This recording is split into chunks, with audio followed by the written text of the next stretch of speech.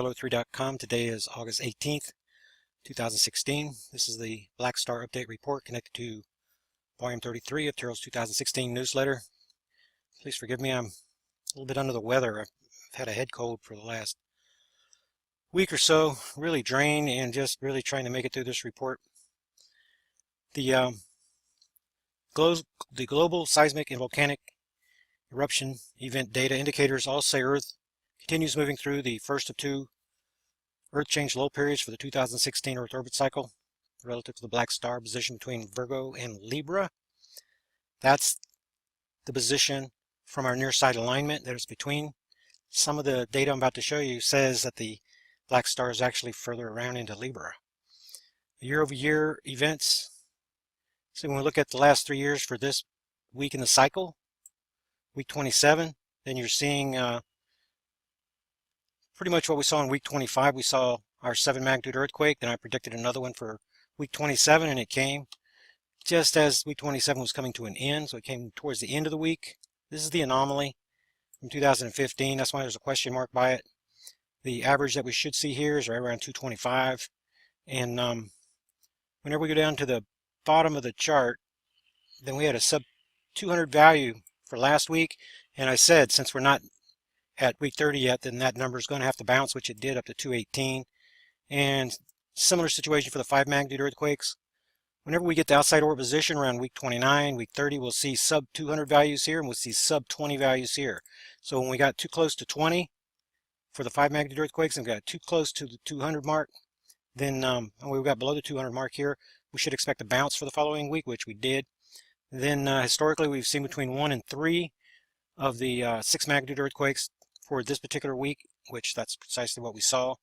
And now that we've had this 7, we shouldn't expect to see another one here for a little while. I believe that the next one, so go up to the chart for 2015, then we see the pair of earthquakes, the pair of big 7s, and then we don't see another one all the way down to week 34. And for 2014, that was down all the way to week 40. So I expect to see a line of zeros piling up under this 1, which that's for last year. Here we have the other one. I'm expecting to see zeros pile up underneath this one. And then for the 6 magnitude earthquakes, right here, last year was big time anomaly. We had 12 in a single week associated with the 8.3 chili quake that took place right here, giving us zeros for 5 weeks. I do not particularly expect these zeros, these red letters, to show up this year. So definitely the pattern is consistent with 2015 for this period, but that I'm expecting that to change. I do not expect this type of activity to show up with the red letters moving forward. Exactly what's going to happen, I'm not sure, but you can see when we get to week 30 how these values are really small. No 6s for 2 weeks, sub 200 value, sub 20 values for the 5 magnitude earthquakes, and then if you notice, the sub 200 value came in week 29 last year. So and everything stayed pretty high right through this period last year. We're not seeing that for the indicator quakes. So what I'm expecting is this value to continue to shrink now that it's bounced back above 200. By the time we get to week 30, we should see 2 of these sub 200 values. We get down a little bit lower in the chart. Just 2 new volcanic eruptions this week, and Russia, still the big chicken in the chicken house with the new volcanic activity. And we'll see if this pressure, when the uptick period begins, if it moves towards Alaska, or I'll show you over here. This is where the volcanism, new volcanic eruptions are taking place right here. Only 2 of them on the planet, which at the end of the low period, 2, that's just about the right number that we're supposed to have. And so we'll watch to see if this activity wants to move back towards the origination zone, which is Indonesia, or if this pressure is going to continue moving. I would be surprised if it moves over to the Aleutians, because we're going towards the bottom of the lull as we get near the end of this Earth change low period. So this pressure will stay the same, or I'm expecting to move further south, maybe into Japan, maybe even in further south. So when we look at here's our big 7 that we had, and looking at the activity, let's get the earthquake events. These are pretty deep. What, 519, not quite in the transition zone, down in Earth mantle. Still, they're pretty deep over in this area. You could expect some volcanism associated with the with the deeper earthquake events that you're seeing there. Even possible to see something over in here. But then at the lull period, really not expecting a lot of new volcanic eruptions. During this period, that should come September, October, particularly at the end of November. Then I'm expecting to see more volcanism and a sharp uptick in the number of earthquakes as Earth passes behind the sun relative to the black star. You can see the California quake swarm area that has encompassed Yellowstone now, and dead zone still through Cascadia, another dead zone here. That's typical of when you're in the lull period. You can see the way that all these lines overlap one another on this side. Expect that to return once over to this side, these areas to fill in once we get to the backside of the sun relative to the black star. I can show that to you. I can show that to you right now. And then incorporate some of the magnetic pole migration data into what I'm looking at. So this is for today, August the 18th. And some of the data, see, you can see how the Earth, we're watching for that 90-degree angle. See, according to, if the black star was still in Virgo, we'd be beyond that point. And black star being in Libra, still we just about got this 90-degree angle there. So we're going to see if the lull comes a couple of weeks earlier than expected. And last year it came in week 30. And if we only had a 3-day differential from 2015 to 2016 with our near side alignment events, then I should expect that the seismic chart is going to follow 2015 pretty closely. And that would mean that we reached outside orbit position in week 28, which is going to be next week. So we're going to have to watch and see. We're getting near this critical point now at outside orbit position where we're going to look at the minimum quake values. That's an indication of black star being in this location because the Earth moving away from the black star is stretching that magnetic portal connection coming this way. Then as we start coming behind the sun this way, the black star is moving in this direction. So the magnetic portal connection, rather than lengthening as it is now, is going to start shortening again based upon inbound orbital velocity of the black star. So if it is only moving that 3 degrees, then the uptick period is going to be extremely gradual. If it's continuing the 12-degree move, then it's going to be just like it has been in previous years. Expect this uptick period to begin gradually, and then as we get into the Earth comes on around, you can see Libra over here, black star back over here, and these have been happening a little bit late. I'm not expecting the backside alignment event until the last week in November around here, which if it's the gravitational effect of the black star, that would put it way over here. But these backside alignment events for years now have been happening 2 to 3 weeks too late. So we are seeing a backing up. So we haven't been, the backside alignment dates have not been progressing by 12 degrees, by 12 days. They've been backing up. So we'll see really don't know what's going to happen back over here when we get to the backside of the sun. But it should be in the last week of November that we have our big deep earthquakes like we did last year. The Peruvian earthquakes, 7.6s, pair of them 5 minutes apart, down in South America and Peru. So we'll see. We have to watch and see. And I want to get back over the newsletter because some of this data is pointing towards May 20th, 2017 as maybe being our crossing event after all, in defiance of what we saw at the near side alignment. Then here's part of the reason why. We've got pretty good symmetry over on this side. If you look at 8/16, which is 2 days ago, this is the North Pole migrating magnetic North Pole position.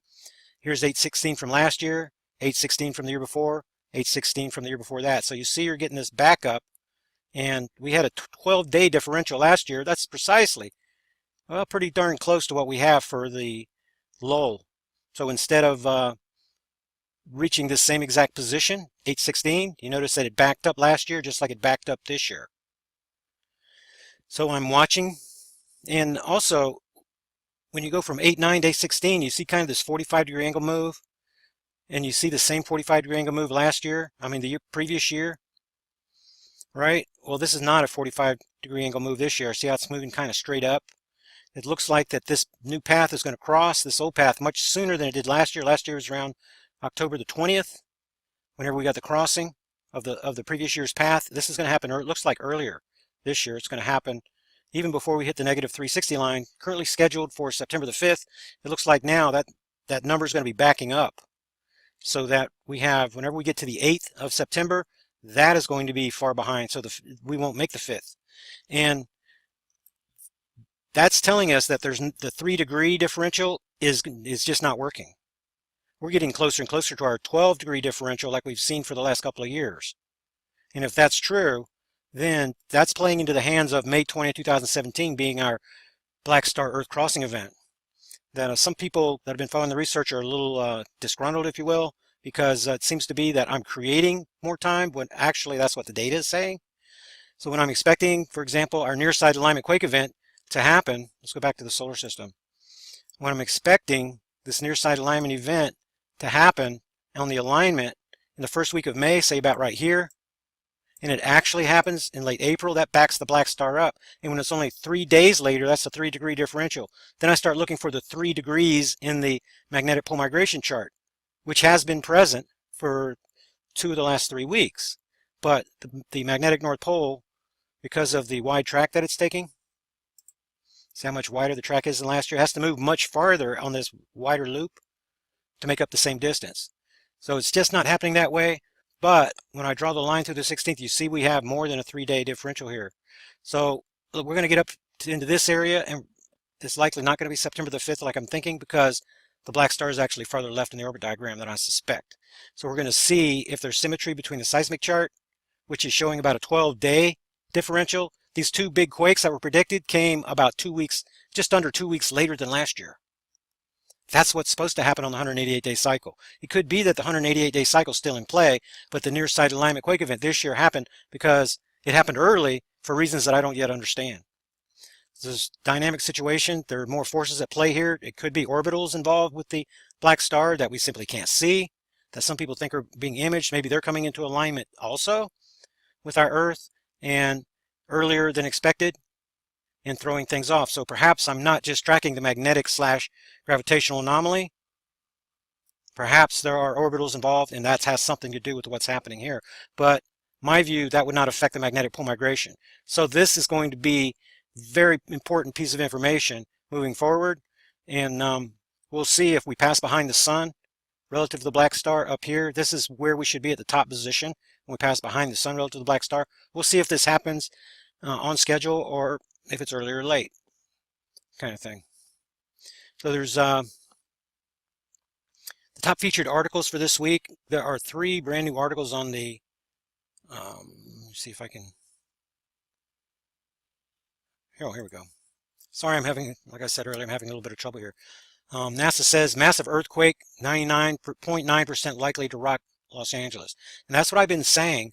And it's because they see what I see over here on this, over in this side of the world, this proliferating, this widening quake swarm area, the new line of activity stretching from Texas.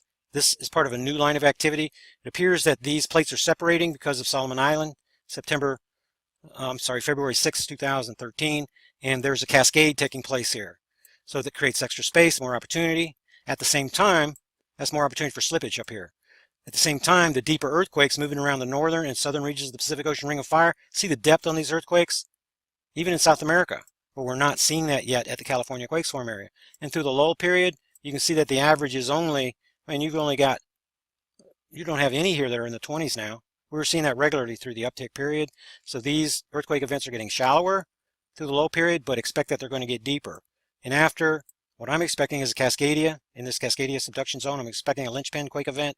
That's going to deepen everything here whenever we start getting the movement. And I'm expecting during the uptick period, we're going to see more. You don't see any activity here off the coast of Central America. So everything's kind of moved towards the east. But after the uptick period begins, I'm expecting this activity to kick off again. These earthquakes will be deeper, and then we'll see that pressure shifting north. Once the magma wave builds up pressure again from this deep earthquake activity, after the uptick period begins, expect to see more and more of these really deep earthquakes that are far off the map like these. That's showing the depth of the earthquakes down inside the earth. So as the uptick period, as we're going through September, October, November, these earthquake events are going to get deeper. We're going to see a new series of earthquakes, just like we did during the recent uptick period, out off the coast here, and then expect that pressure is what's going to start moving north, and that's going to cause these earthquake events to get deeper and deeper. That's what I'm expecting. But before Yellowstone blows, then I'm expecting these to get into the hundreds of kilometers.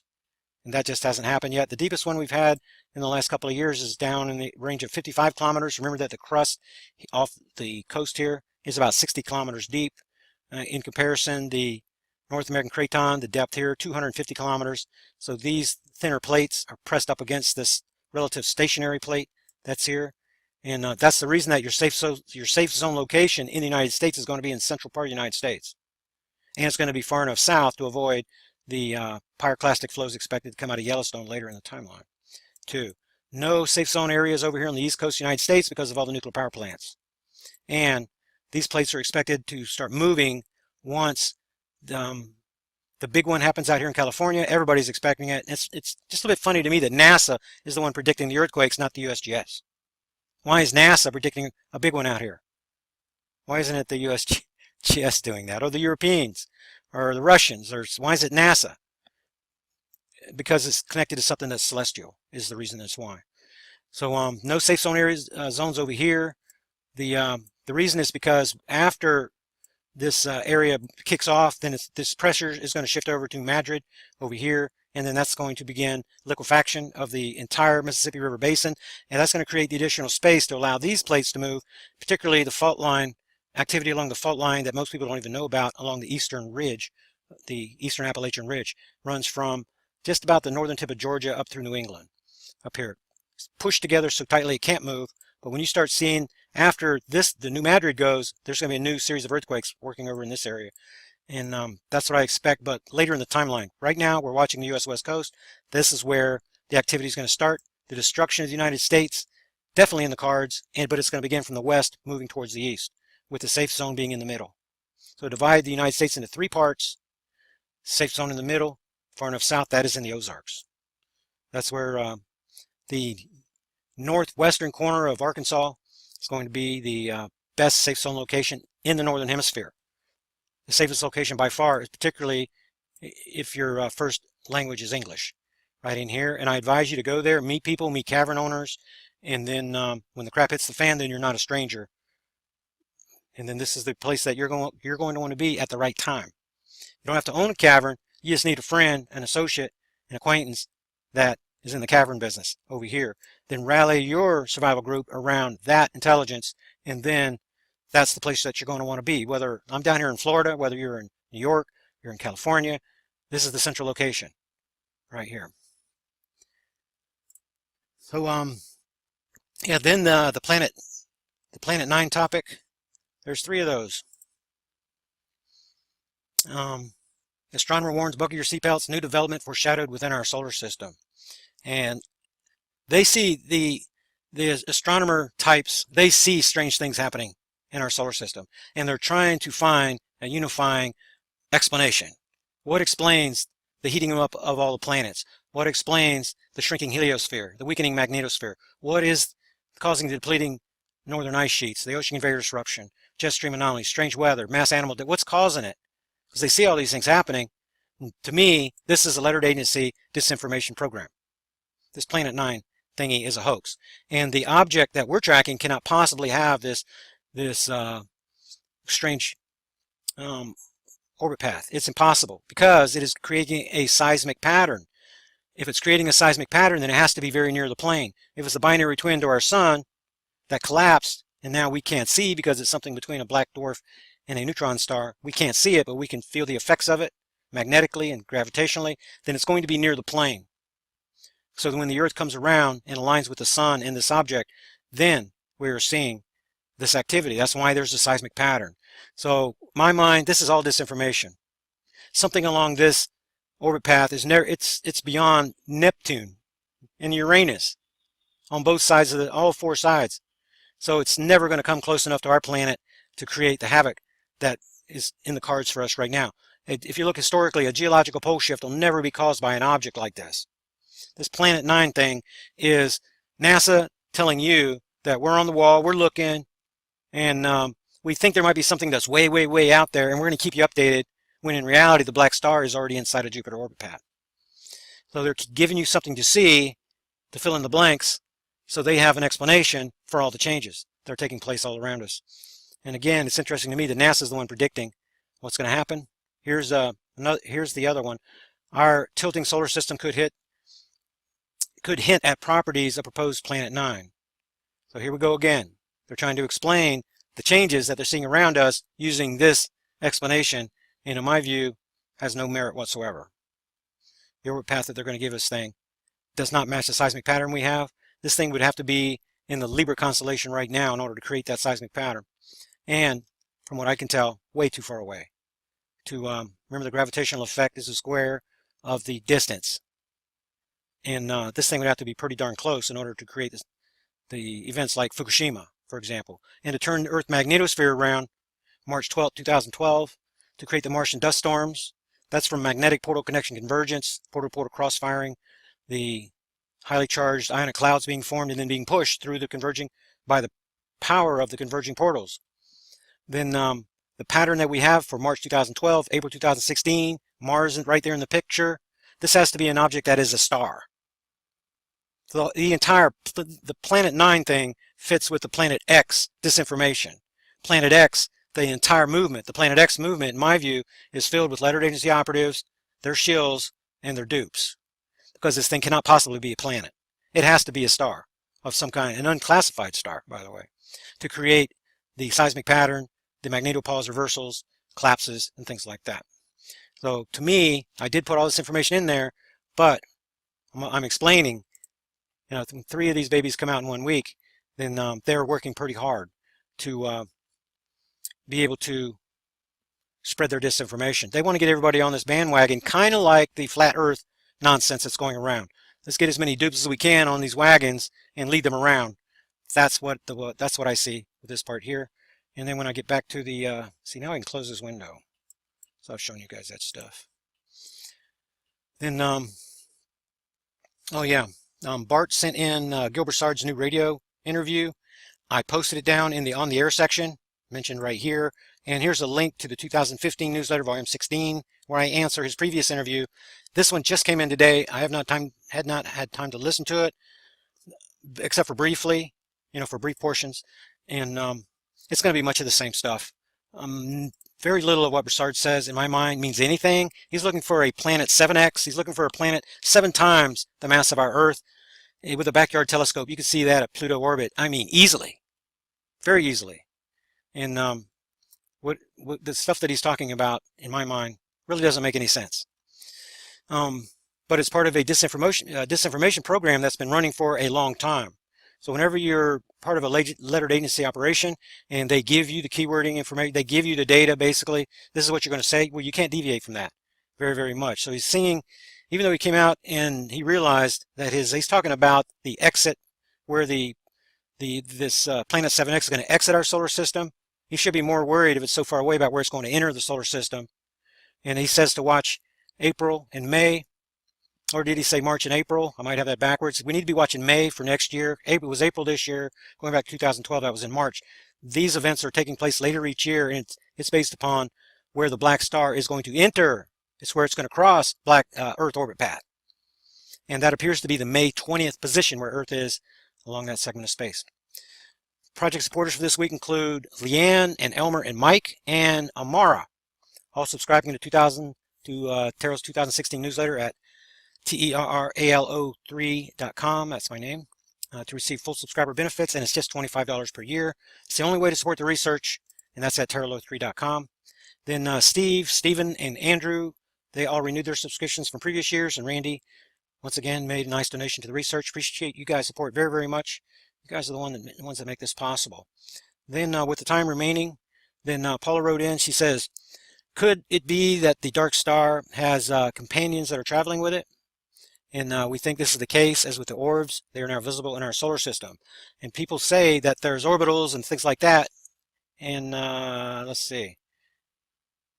Yeah, I already start my reply here. And it could be that, that's why I mentioned it in the update report at the top. It's because it's possible that there's gravitational influences with these orbitals. But I can't see them. Don can't see them with his telescope. We know the basic position just below the plane between Libra and Virgo. And we are not in the optimum observation window right now. We're nearing outside orbital position. That means that the black star is transitioning into the daytime sky. So we couldn't make an observation anyway now if we wanted to, but whenever we did have the opportunity, we can't see it. So I cannot include orbitals into the equations until I have evidence of that. It could be that the anomalies in the seismic pattern are created by the orbitals. It's possible, but I have not seen a mathematical equation that allows me to share that information with you guys scientifically. I just really can't do it. So according to what I'm seeing right now, there are no orbitals. And the commentary that we see from Sitchin on the winged object, Nibiru and all that, could very well be the comets. It could be meteors that actually come into Earth orbit path, create this wing effect.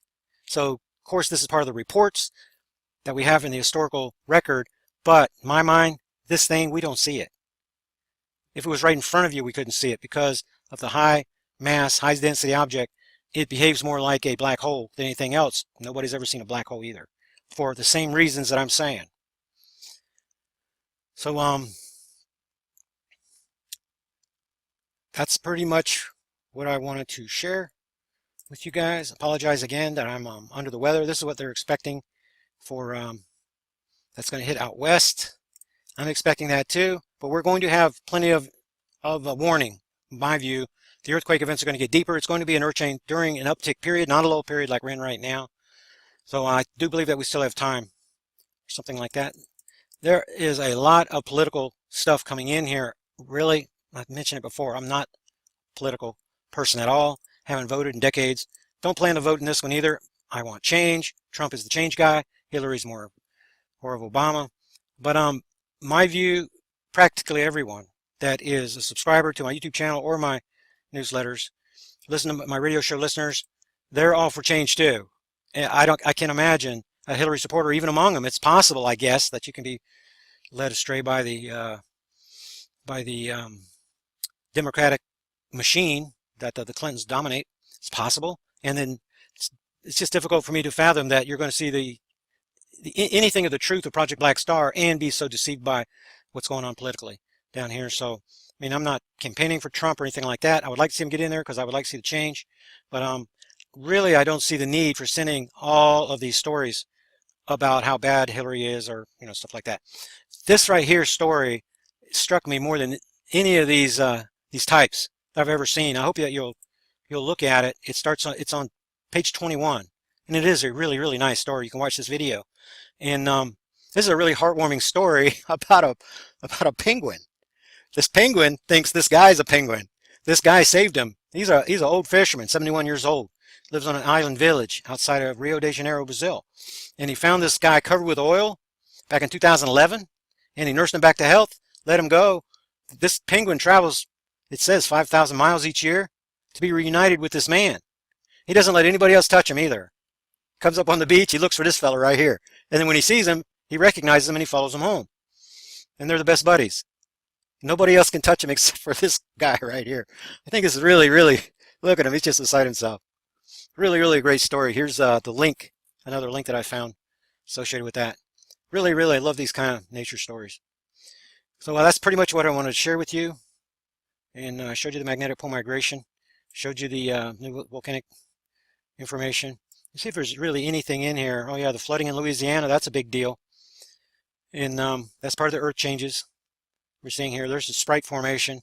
There you're seeing firing from the clouds up into space, up into the magnetosphere. This is very similar to the type of lightning bolts that strike from between the magnetic portal connections that create the highly charged ionic clouds out in space that are being mischaracterized as interplanetary shock waves from activity very similar to this on a larger scale up outside of Earth magnetosphere. So there's a listing of the lots of strange stuff that are in here. I'm really attracted to the anomalies more than the regular stuff that you're going to see. And here's what was sent in, Conspiracy Corner by Bart right here. The truth is now illegal.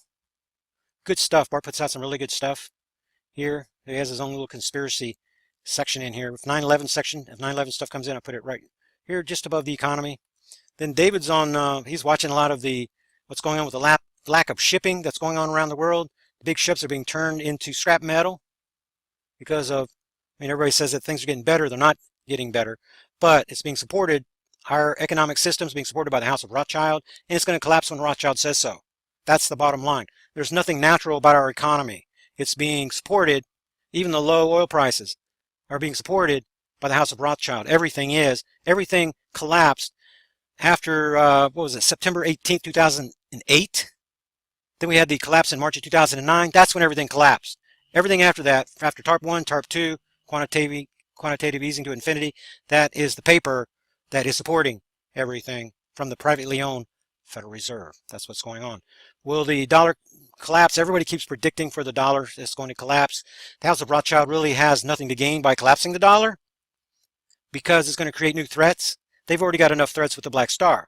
So I expect them to continue to support the silver short position, to keep silver artificially low, even though it has climbed. I called the low at 1350, and now it's going up. You guys that got on board at 1350 at the bottom, now you're looking real smart. Here's information on faith money. This is on page 54, and this is how you're being ripped off. Where you keep your money really matters. Important stuff. Paper gold. You do not want to own paper gold. You don't want to own paper anything. You want real gold, real silver. And in my view, silver is the big play because it is undervalued much more than gold. So if the same money you put into silver, you can double, triple your money much easier than you can with gold, my view. And then the smaller denomination is what you're going to look at for survival. You can barter a single silver eagle for a lot of stuff. Remember, after the collapse, silver is going to be $200, $300, $500 an ounce after the collapse. And if you got one of these babies for $13.50, you're going to be able to trade it for a firearm, a mode of transportation, a bicycle, something that you really, really need. Water purification supplies, medicine on the backside of the collapse. So in my view, silver eagles, silver maples, things that people can identify. That's what you're going to barter with later in the timeline. Extremely light, and if you don't have that much of it, obviously, but along that lines, fish hooks and even hair shampoo. Sounds crazy, doesn't it? But when you've lived out in the rough for months and months and months, just that little teeny bottle of hair shampoo for the woman makes things a heck of a lot better, and you can barter those things later in the timeline.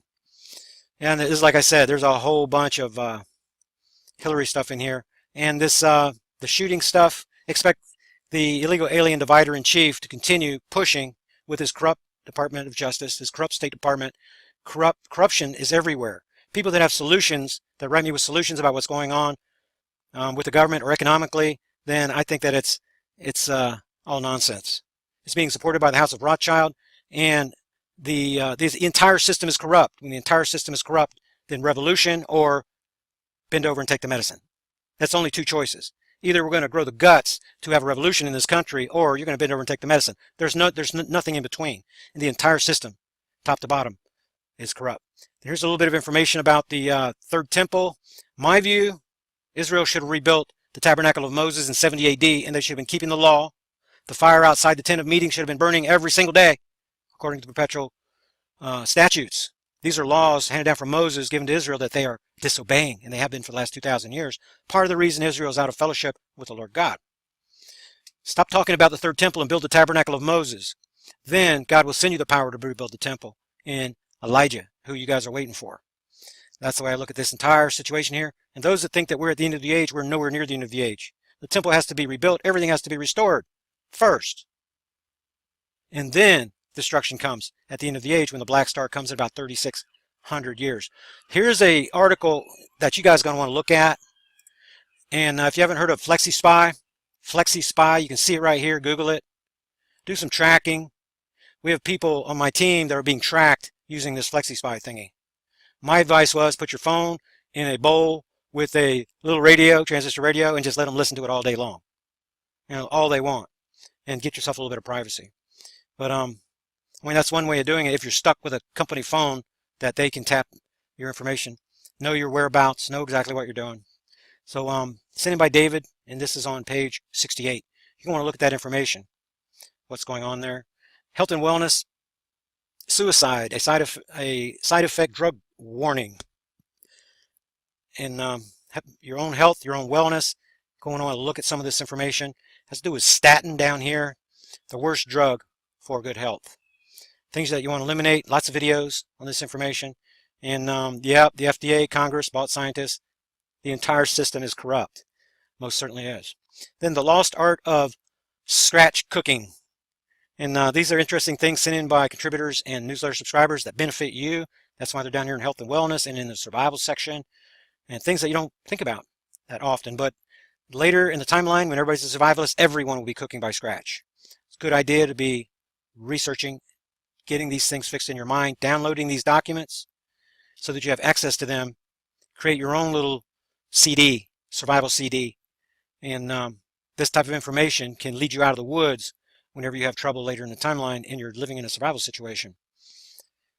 Then always remember the radio show. I'll be doing that from 4 to 5. It's Black Star Thursday at Revolution Radio.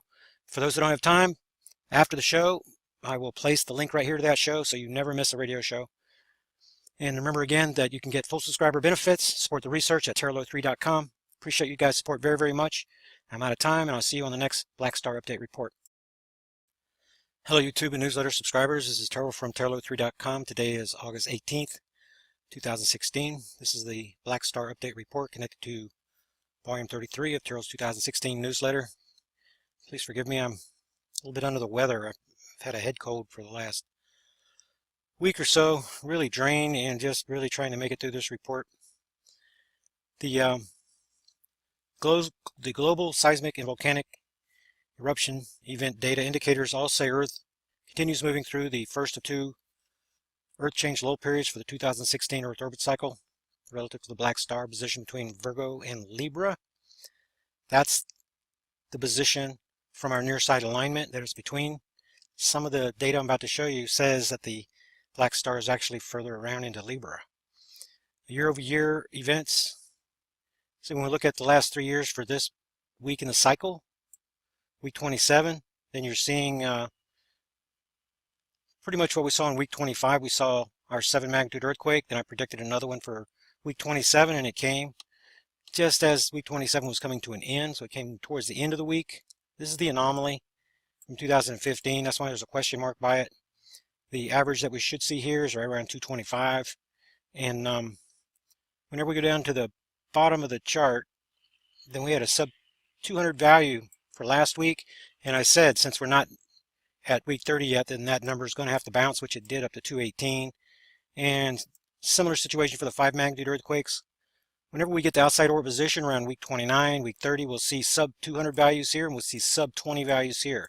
So when we got too close to 20 for the 5 magnitude earthquakes and we got too close to the 200 mark, then we got below the 200 mark here, we should expect a bounce for the following week, which we did. Then historically, we've seen between 1 and 3 of the 6 magnitude earthquakes for this particular week, which that's precisely what we saw. And now that we've had this 7, we shouldn't expect to see another one here for a little while. I believe that the next one, so go up to the chart for 2015, then we see the pair of earthquakes, the pair of big 7s, and then we don't see another one all the way down to week 34. And for 2014, that was down all the way to week 40. So I expect to see a line of zeros piling up under this 1, which that's for last year. Here we have the other 1. I'm expecting to see zeros pile up underneath this one. And then for the 6 magnitude earthquakes, right here, last year was big time anomaly. We had 12 in a single week associated with the 8.3 Chile quake that took place right here, giving us zeros for 5 weeks. I do not particularly expect these zeros, these red letters, to show up this year.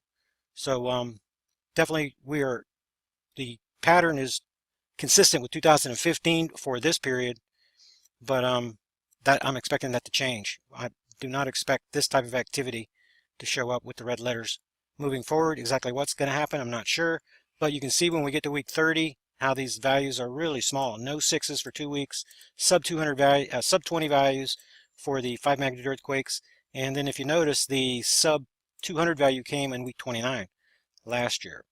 So and everything stayed pretty high right through this period last year. We're not seeing that for the indicator quakes. So what I'm expecting is this value to continue to shrink now that it's bounced back above 200. By the time we get to week 30, we should see 2 of these sub 200 values. We get down a little bit lower in the chart. Just 2 new volcanic eruptions this week, and Russia still the big chicken in the chicken house with the new volcanic activity. And we'll see if this pressure, when the uptick period begins, if it moves towards Alaska, or I'll show you over here. This is where the volcanism, new volcanic eruptions are taking place right here. Only 2 of them on the planet, which at the end of the low period, 2, that's just about the right number that we're supposed to have. And so we'll watch to see if this activity wants to move back towards the origination zone, which is Indonesia, or if this pressure is going to continue moving. I would be surprised if it moves over to the Aleutians, because we're going towards the bottom of the lull, as we get near the end of this earth change low period. So this pressure will stay the same, or I'm expecting to move further south, maybe into Japan, maybe even in further south. So when we look at here's our big 7 that we had, and looking at the activity, let's get the earthquake events. These are pretty deep. What, 519, not quite in the transition zone, down in Earth mantle. Still they're pretty deep over in this area. You could expect some volcanism associated with the deeper earthquake events that you're seeing there. Even possible to see something over in here. But then at the low period, really not expecting a lot of new volcanic eruptions. During this period, that should come September, October,